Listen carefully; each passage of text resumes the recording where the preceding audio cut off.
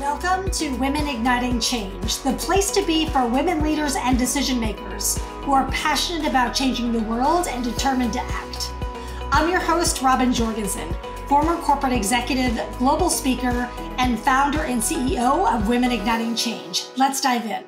Hey, change makers. Welcome back to the Women Igniting Change podcast. I am Robin Jorgensen, and today in the studio I have with me Kay McMahon.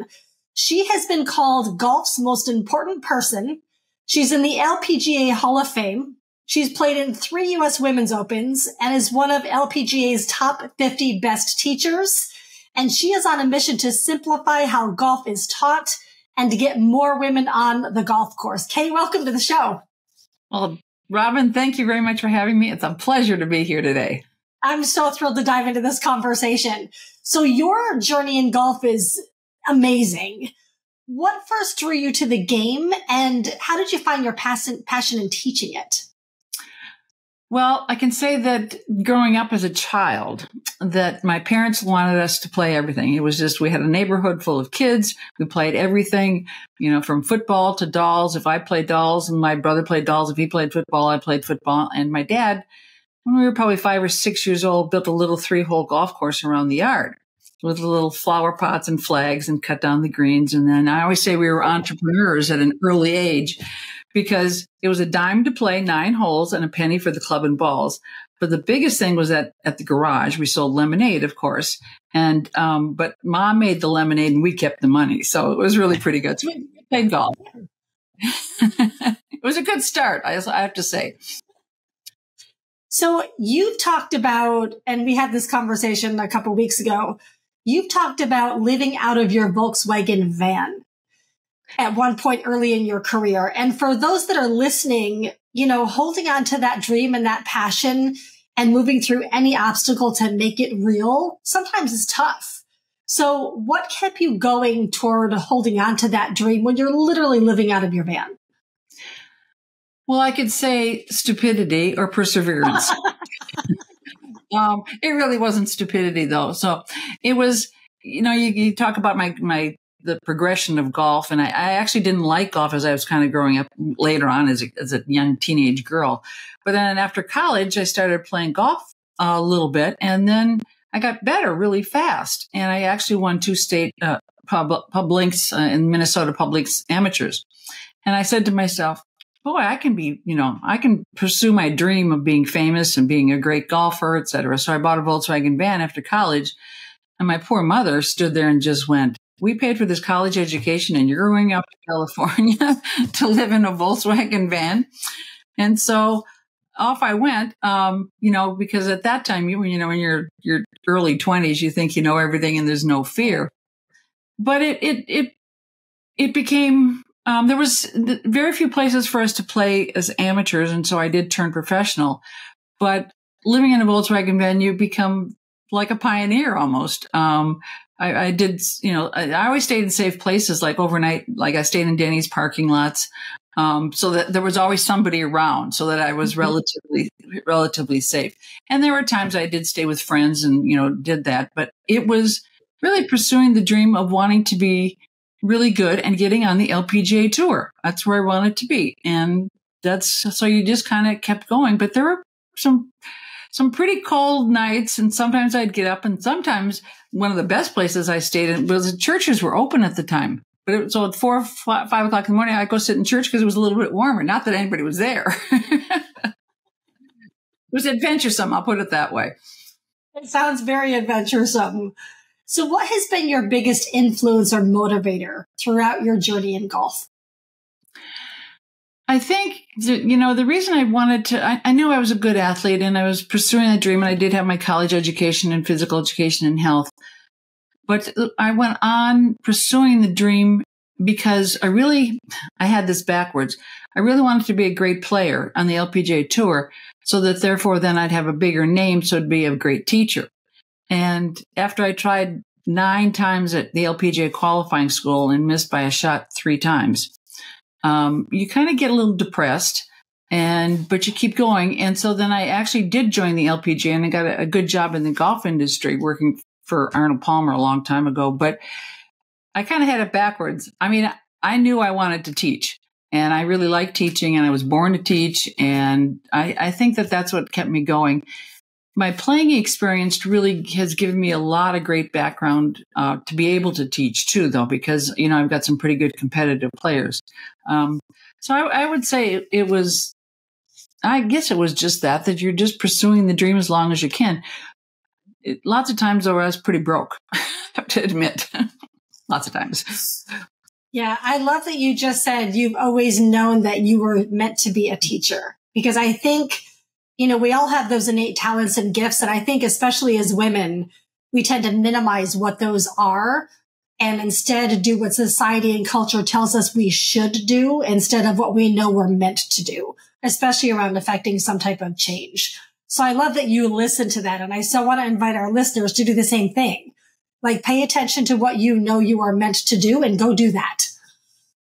Yeah, and sometimes you stumble into it. At first I thought, I don't really want to get into physical education because it just seemed like it was too male jockeyish or something like that. Yeah. But I kept getting thrown back into it and going, you're a good athlete. You do this. And, I could see movement, and I could tell people how to do something and to get better. And that's the fun about teaching, is that so going to your listeners too, I would say, sometimes we don't always listen, to ourselves, and people are saying, go do this. This is what you're good at. And you go, no, that doesn't sound like it's right. But, to really, going to your passion too, it's hard to sometimes sit back and just listen and say, I'm pretty good at this. Let's just, and to say you're good at it. Right. Say, yeah. And to say, hey, I'm really good at this. There was a time when I first started teaching at a pretty private country club. And I said, oh, by the way, I'm in the top 10% in the United States of teachers. Nobody knew me. I made it up. But because that kind of was a goal, now I can say I'm in the top 5% of the teachers in the United States. So, yeah. So it's kind of fun. So you've talked about how the first mini tour that you played on when you turned pro, it was a combination of men and women. And then after the first 2 weeks, the only other woman dropped out, and you were the only woman left standing with 100 or so men. So in some industries, sadly, in 2023, that ratio still holds true for women decades later. So why do you think progress has been so exhaustingly slow? Well, you're absolutely right. I wish I really had the answer. If we had the answer to that, we can identify the problem, but we're not identifying the solution. Well, at the time for women or girls in sports, there was no Title IX. So the Title IX really gave us a great opportunity to start girls coming up through college that had equal opportunity to play. We had no place to really play. Right. I will say this about playing in the men's mini tour when I did turn pro. Me and 150 guys or 100 guys, it wasn't bad odds at all. It was actually kind of fun. But the interesting thing was that they were very supportive. All the men when I was out there were very supportive. Now, one of the things they were supportive about was because whenever we went into a new town to play, I got all the press. Or the press was there because here's this girl playing with 100 guys. Right. Okay. So they really enjoyed that because they were getting pressed. It wasn't always about them, but at least it was about the tour that we were playing on, which was very helpful. But I can remember one time I was leading one of their tournaments, and I had birdied the first 3 holes. I was feeling sick. It was really cold. It was really windy, and I was starting then to fall apart on the backside. The guys I was playing with actually helped coach me, get me all the way through it. So I stayed calm and didn't get nervous. So there were some advantages of doing that. But to go to your question about, it is slow. Of the progress of women being equal partners. If you think about the LPGA and the PGA, it's 2 different worlds. There's a lot more men out there, and it's still a male dominated sport. Right. Which you're out to change, which I love. Well, hopefully we're trying to change it. And I think getting more women involved, the LPGA has come a long way since, that was started by 13 women, in 1950. And, many of those women that started that have been my mentors. And one of them just passed away at the age of 92. And I know, she was still out there going strong. She was going to the Solheim Cup. She was traveling here. She was going there. She's doing podcasts. I mean, I'm just trying to spread the word and talk more about women should be being out there in the world, because it's going to get your foot in the door into corporate situations, which is your background. 100%. So was there a particular moment or experience that really solidified your commitment to disrupting the way that it's traditionally taught? Disrupting traditional teaching is difficult. You get a lot of people. The reason I want to disrupt teaching, the way it's being taught, is that I think it should be simplified. And yes, there was a major moment that I've come up with a system that, as you know, you've experienced, which we call Golf 8.5. Mm-hmm. And people always say, well, what's that about? Well, I was teaching a workshop for a number of professionals, and I did it the old traditional way of getting set up and asked about 6 people, I'll just say, to get up and tell me what I would have to do. Each guy gave me about 2 to 3 things that I had to do before I could even hit a golf ball. So I could get set up. So that was 12 to 18 things that I had to do. You know, the traditional things: arm straight, do this, stick your rear end out. And then all of a sudden, all this stuff, and then relax. Like, good luck. So I had been teaching what we call the 4 pre-swing principles of GCAP, which are the order that you do something in. So I made each one of them set up, and they did exactly what I had said. This is the order we do it, and we're teaching it incorrectly. And I said to them, why don't we teach it the way we do it? And they said, because nobody will get it. Well, at that moment, they're not going to listen to me anyway. So that it really solidified that I was on the right track for changing how I was teaching. I think the second thing that really changed it too, and that this is what I really believe about my career, is that people, when I was first teaching, would come to me and I'd change how they aimed, or they did this, and they'd come back a week later and they were still wrong, or they were still misaimed, or whatever they were doing. That was fine. I was still collecting the money, but they were still coming back, not changing anything. And I finally said to myself, am I the stupid one, or are they? Well, you'd like to blame, the other person. And I finally said to myself, I have to change something, because I think I'm teaching it correctly, but nobody's getting it. And that's not the idea. So that in my own head, I really, those 2 things really solidified with how I teach it, and how I think we really need to change how we teach it. And I think this will go to your next question. And I think if we change how we teach it, we're going to get more golfers, and especially more women, into the game. Yeah. So, you and I met, a couple of weeks ago at the Links to Leadership Golf Tournament. So for listeners, if you're in the upstate New York area, you have to join us next year. It's called Links to Leadership. It's a charity golf tournament for women. And we do have men play too, which is cool. And as part of the tournament, there's a clinic that Kay ran. And a good friend of mine, Georgia Kelly, is one of the founders of the tournament. And last year I just volunteered. And this year she said, you need to go in the clinic because you've got to learn how to play golf. So in my, 20 plus years in corporate America, I never learned because it was so intimidating, and I didn't want to look stupid in front of the men that were playing. But it was always something that I wanted to learn, but it felt complicated. It felt hard and daunting.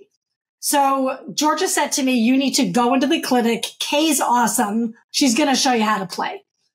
So I experienced this Golf 8.5 a couple of weeks ago, and it was so easy and fun. And I'm like, oh, I can do this. So Kay, can you break down and again, this is both audio and video. So if you're watching on YouTube, you'll be able to see Kay. If you're listening, picture it. So Kay, break us down what Golf 8.5 is. Well, I'm so glad we met at the Links to Leadership Clinic, and that you took it too, because your enthusiasm was just outstanding.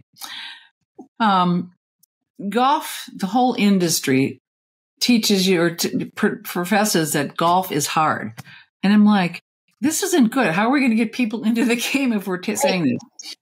All right. So Golf 8.5 is basically, I'll say, very simple. And everybody always goes when they take lessons from me, but this is so simple. I say, I can make it complicated, but we don't have to. All right. And you actually look like a golfer now too. And just one I love it.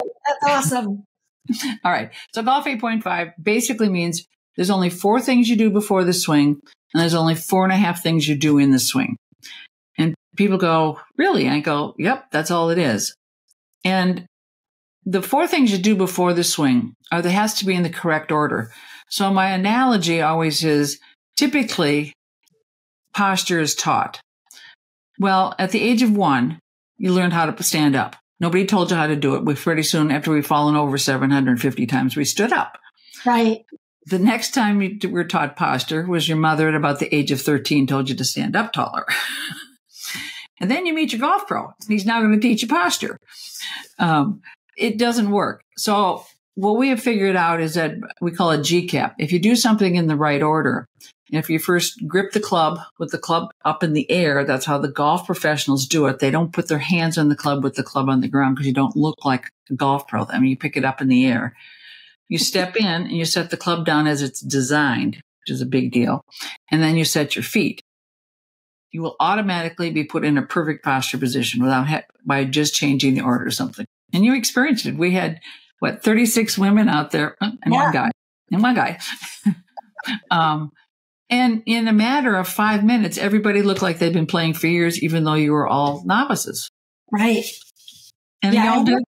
Yeah. It really was wicked simple. And you did make us look good in doing so. Because I feel like, oh, all right. Like I now feel like, well, and we're going to take private lessons as well. But now I feel like I could get out on a course next year and actually play in the tournament. And, then take this with Women Igniting Change and really get out there on the golf course with a foursome and know what I'm doing, which is always nice. Well, that's exactly right. If you know kind of what you're doing, you can play with anybody in the world. And you don't have to play well. You just have to kind of know how to play. And that's one of the biggest things I used to say, and I say this to my business partner all the time, is that I could play with my mother. She could play with 3 presidents or former presidents of the United States, and she would just still be able to play, and they'd have a hard time keeping up with her. She didn't play well. I mean, she played okay. She didn't hit it very long, but she knew how to play. And I think, you made a comment too about looking good. And I always say the name of my company is Edukaytion Golf, but the number 1 rule is you got to look good.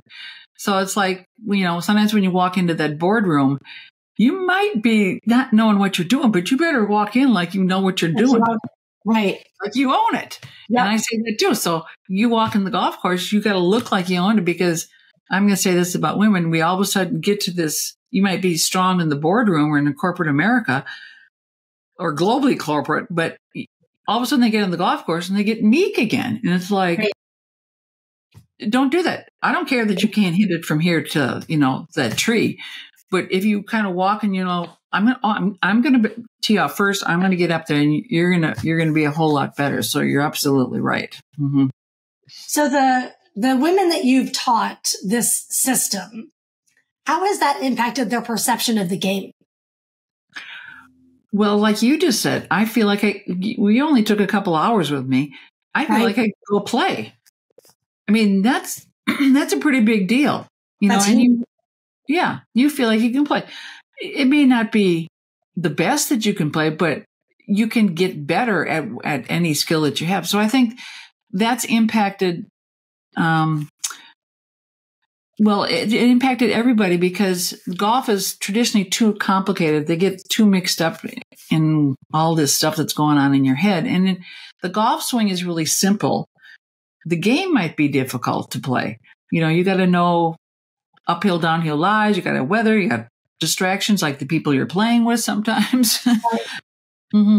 But, people are going to ask, what's the 4.5 things you do in the swing? And this comes from my background in teaching. So I didn't completely answer your question. Forgive me if I'm going backwards a little bit. Oh, okay. That we teach any other athletic skill or anything in parts. Like if you're doing basketball, or you're doing, even if you're learning how to paint, or you're learning how to sew, or you're learning how to work a computer, you do it slowly and you do it in parts. And so we teach the golf swing in 4.5 parts. And they're so simple because everyone talks about the ball. Well, the ball's not moving. The ball's not moving yet. The thing that's moving is the club. So we want you to understand how to operate the tool first. If you operate the tool like the hammer and the nail, it's going to make it a whole lot easier. So, yeah. And it was fun watching people, because the first time you guys all held a club, and I heard these screams like, "Oh my God, I hit it. Oh my gosh, I got hit it." That's just me. Yeah. Exactly. So you've said that you are on a mission to get more women in golf across the United States. So in addition to the perception that golf is hard, what other barriers do you see in women going into the sport? Well, I think most women consider it intimidating. And, it still is intimidating. It's like you're walking into the golf shop or something like that, and it's still a male-dominated kind of atmosphere. It is. Yeah.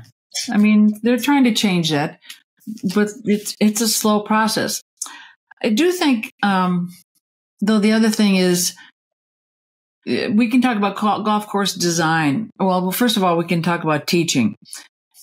That needs to change, okay? Easy. Which you're on a mission to do. I love it. Okay, it's gonna get done. I'm working on a major project that could change how globally we learn and teach golf. But the second thing is that golf courses are really designed for men. In what way? Okay, it's sometimes they're too long. The landing spots for men and women are different because of the distance that we can hit it. But fairways, because of greens mowers today, are cut much shorter because of the equipment. I know you're looking like, what are you talking about? So it's called a tight lie. So fairways are cut with a much tighter lie because of the equipment today. And what's the difference of that is men are then having to hit a 7, 8, 9 iron pitching wedge, but they don't want it off of fluffy grass. They want it off of a tight lie, because then they can spin the ball better. But a woman has to hit a longer fairway wood or iron or hybrid, and hitting that off of a really tight lie is a lot more difficult. So they tend to top some shots, okay. The other thing is that golf courses are sometimes proportionally longer for women than they are for men. So when I played on the men's mini tour, it was great because I could set my own tees. I wasn't having to play from the same place they were, because men are going to be stronger. They're going to hit it farther and longer than I would. So we figured my yardages at about whatever I was hitting into a green. If the average guy was hitting a 7 or an 8 iron, that's what I should be hitting. So my tee shot should actually be a lot longer than theirs from the tees I was playing. And the averages came out to about 80 to 82% of where we're the difference in distances. Yet tees today, from the forward tees to the white tees, the back tees are what we call them. For women, there may be 90% difference. I mean, it's not enough. The yardages need to be need to be shorter. So I think those are the factors that kind of keep people away. And so what I told my beginning group of women, and I still can't believe it, is I have what I call my okay rules, is that you get to tee everything up. You can tee it up in the golf course if you want for a while. If you're just playing for fun, you're going to be able to keep up better. People say, well, you can't do that. I'm like, well, sure you can. If you're not keeping score and you're doing other things. So for a while, because you want to work on successes, get the golf ball airborne and you can play with anybody.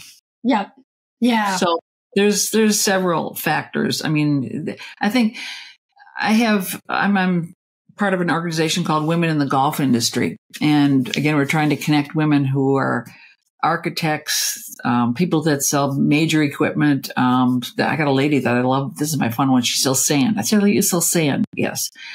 I know there's golf professionals, but I've got, in our organization, there's 4 women golf architects, and there's very few across the United States. And they're trying to make one of them, her name is Jan Bell Jan of Jan Bell Jan Design out of Florida.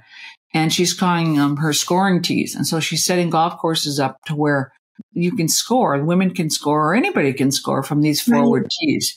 And the way she designs golf courses is it's a fair landing spot for the men and a fair landing spot for women and the average distance that you hit.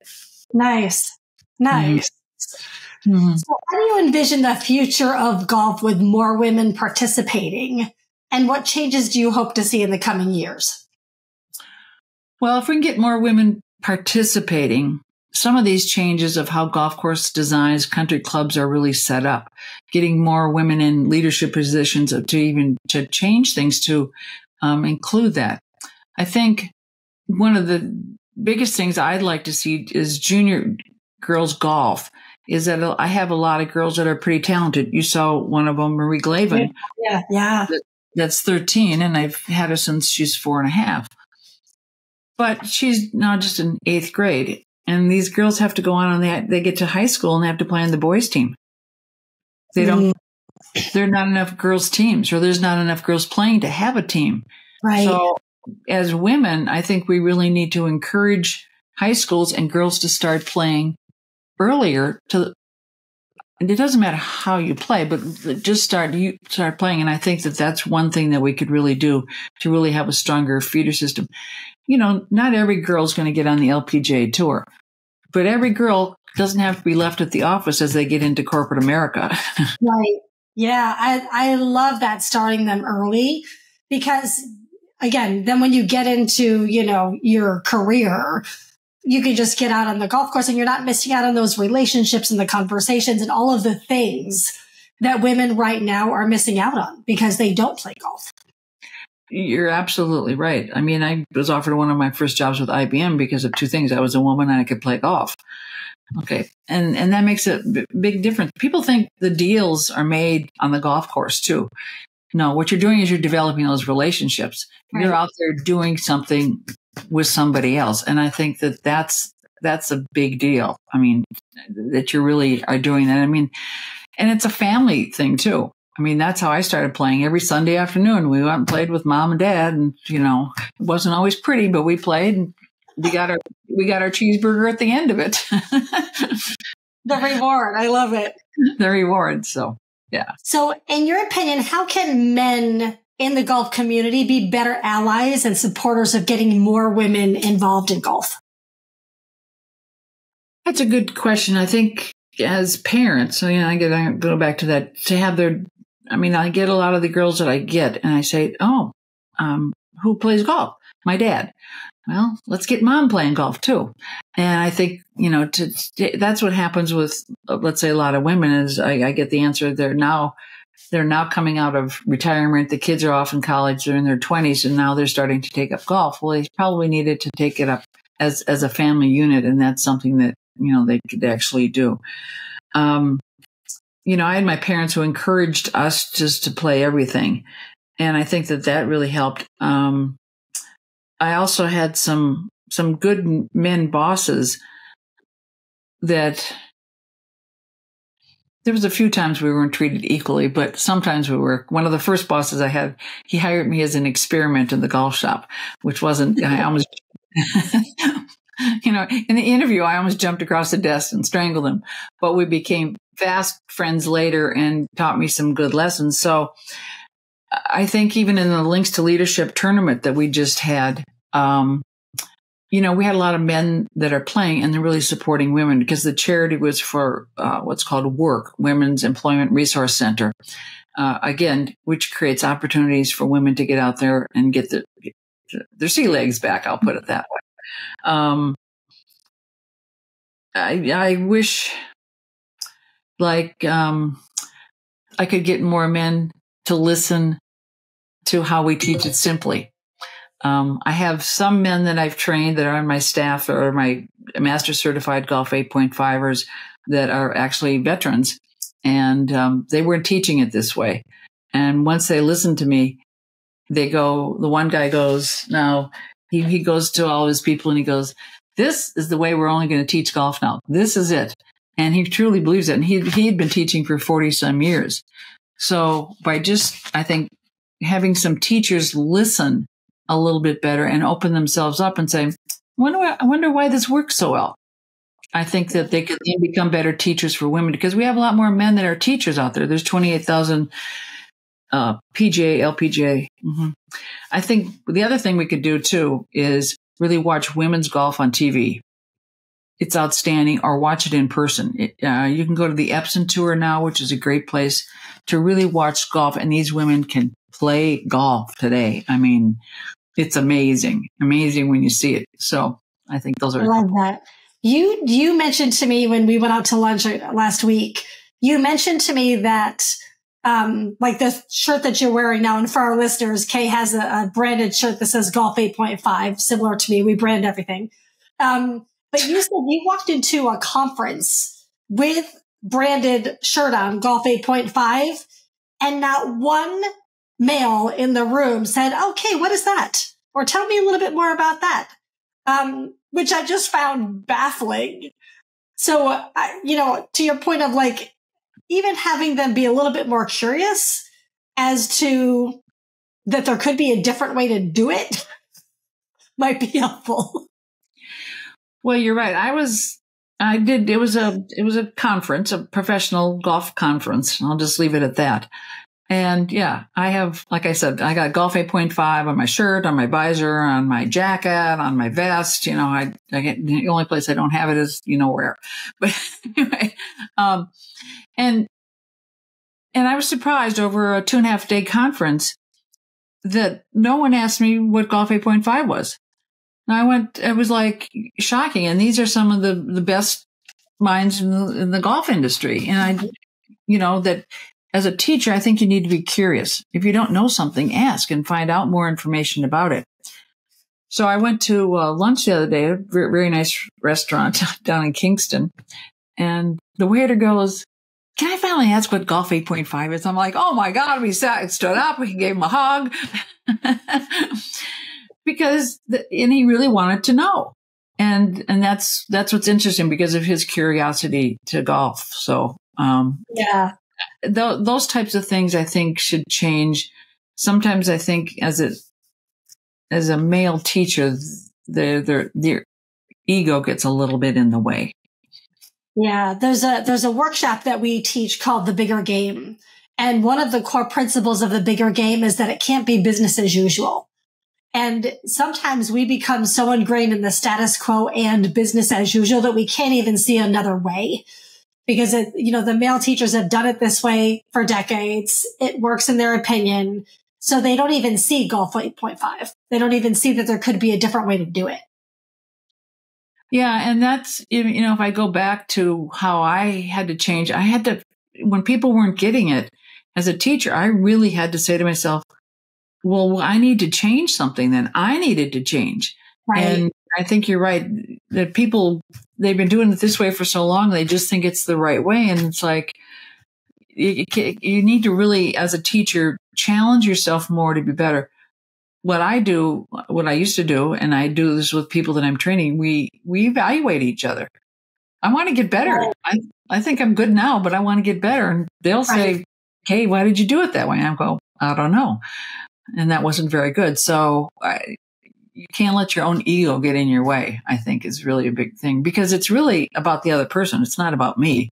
I want to get you better. I want to get rid of you faster than I want to. I mean that seriously. I mean, I don't want, if you want to come back and everybody can always get better, but that's my goal. You understand it. You get better. You go away. There's more of you. Yep. I love it. I love it. So for those that are inspired by our conversation today, what would be the first actionable step that they can take to either get into golf or advocate for more women in the sport? I think, well, again, bring in a junior, go play with somebody, grandparents, go play with a child, but make it easy. Make them move up to the green. I think, we teach it wrong that everybody has to be back on the tee and then they have to hit it a gazillion times. Right. No, you go start at the green and work your way backwards. The golf should be taught from the hole backwards, not from the tee forward. I do think that I offer this too because I do like you do it. I used to do during COVID, especially. I did a Q&A with Kay on Fridays, and just for anybody to come and just talk and ask questions about how do I play, how do I find a teacher, how do I do this? Because I now do online lessons, which really helps too. So to advocate, they just have to get exposed. I tell people if they want to take golf lessons, they really should go interview the golf pro first. Mm-hmm. And not just assume. Not just assume. Because it's not, as you know, teaching, it's not always a good match. Or, and I say interview them or just go watch them teach and find out if the person looks like they're getting better and if they're having fun. Those two things. If that's the case, then try it. But I also feel that one of the things that my golf professionals could do is that I always say, if you don't like what I have to say or you think it's a bad lesson, you don't pay. Like, if you had a bad steak, you wouldn't want to pay for it. But we always end up paying for it. So I think it's a bad lesson. And sometimes you don't know that you're getting a bad lesson. Right. So I think interviewing, things like that. I don't know if that's... So we are going to have Kay's lengthy bio outside of the snippets that I gave you at the beginning of this podcast. We'll have Kay's bio. We're going to have links to Edukaytion Golf, Golf 8.5, all of her social media channels. If you do live in the Northeast, or actually it doesn't matter because you do online lessons. So if you live anywhere, you can take lessons from Kay. Again, she's a blast. You are so much fun. I had so much fun learning how to play golf, and now I can't wait to take my own lessons. So we will have all of the resources in the show notes, and we will see you back here next time. Take care, everybody. Thank you so much for listening to Women Igniting Change. I know creating change matters to you. If you enjoy what we talk about on the show, please take one action today and share it with someone who could benefit from listening. Until next time, keep standing up and speaking out for what matters.